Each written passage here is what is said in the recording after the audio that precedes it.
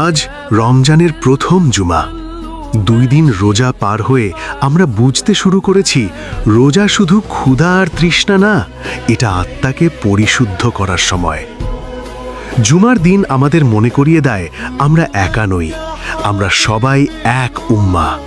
ধনী গরিব ছোট বড় সবাই এক কাতারে দাঁড়াই। এখানেই ইসলামের সৌন্দর্য। রমজান আমাদের 3টি বড় শিক্ষা দেয়। প্রথমত, ধৈর্য। ক্ষুধা সহ্য করে আমরা শিখি কষ্টের মধ্যেও স্থির থাকতে। দ্বিতীয়ত, সংযম। চোখ জিহ্বা মন সব কিছুকে নিয়ন্ত্রণ করতে শিখি।